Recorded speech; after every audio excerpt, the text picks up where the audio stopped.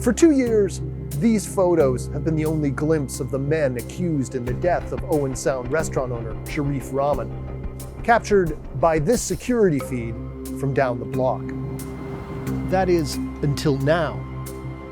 Building on documents filed in a foreign court, a CBC News investigation has verified images of the three men, unearthing social media profiles, and for the first time, putting faces to names made public late last year: a father, son, and uncle. On the night of August 17, 2023, a group of men dining at the Curry House in downtown Owen Sound allegedly tried to duck out on a $150 bill. That's when Rahman, the 44-year-old owner, gave chase. Witnesses say he was felled by a single punch, his head hitting the pavement. He died in hospital a week later, leaving behind his wife and young daughter and a shaken, sorrowful community.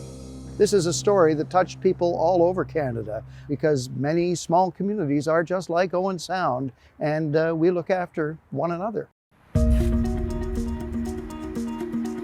Residents struggled to make sense of the tragedy. Rahman, who grew up in Bangladesh and emigrated to Canada a decade before, was well known and well liked. He was such a gracious person. His kindness and his peacefulness, he was that type of person that, you want to support him and his family. Very challenging week for everyone. Our community is very tight. We look after each other. And there was frustration over a perceived lack of progress in the case. Police made a public plea for information, releasing these grainy photos of the fleeing suspects, but said nothing more, even as rumors swirled. Until December 2024, well over a year after the incident. 3 individuals, all citizens of the United Kingdom, have been arrested and charged with criminal code offences. When they disclosed names and charges, but provided no further details. The story of what police allege happened that night remained hidden in a file inside this Edinburgh courthouse. Scottish authorities turned down our initial requests for access, but the presiding judge eventually allowed CBC News to read its contents, giving us a fuller picture of the suspects and the events leading up to Rahman's death. Robert Evans Jr. is charged with manslaughter. His father, Robert Evans Sr., and uncle, Barry Evans, are each charged as accessories after the fact. None of the men have entered a plea, and the allegations have not been tested in court, although there is much more to the mystery. Police discovered Evans Jr. and Sr. entered Canada as visitors in early June 2023 on valid UK passports with fake names, Justin and Michael Jones. They didn't have work visas, but police say the Evans family spent the summer crisscrossing the province, operating a cash-only business called Total Paving. Court documents say the family are part of the UK's traveller community. Some of those tight-knit clans have been flagged by authorities for operating driveway repair scams across Europe, North America, and beyond. The FBI described me as the Irish Traveller Con Fraud Group. Eamon Dillon is a journalist with the Crime World podcast. Basically, these guys knock on your door and they're doing a big project in the area and they can do a really good deal. But you agree a price, but the price changes.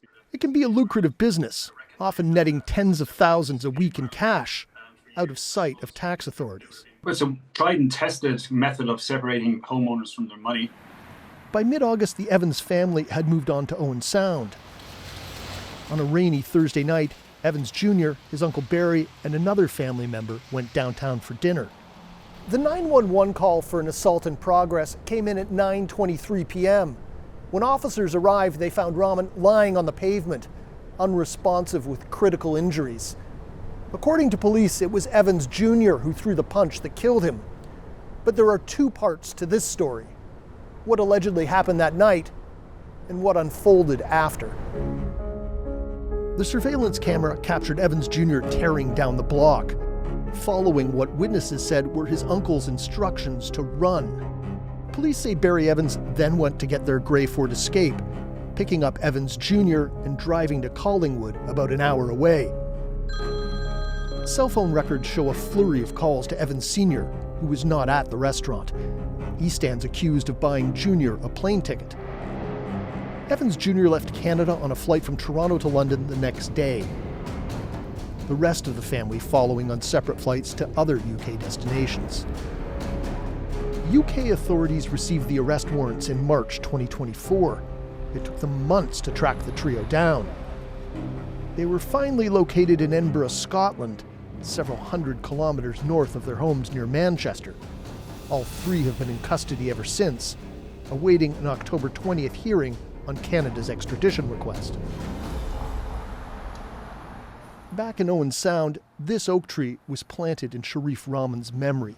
He was such a nice man, so genuine. Richard Thomas, who knew Rahman well, says he is sorely missed. We all expect to do business and live our lives unimpeded and unassailed by people, and so it was truly shocking to many members of the community. The tree's dedication still resonating. In memory of Sharif Rahman, whose gentle nature and unwavering love for his family left an enduring mark on our hearts. May his legacy of kindness and compassion inspire generations to come.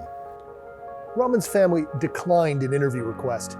His widow told CBC News, 2 years on, it all remains too painful. Although she does have faith that justice will soon be served. She says, we want the people who did this behind bars.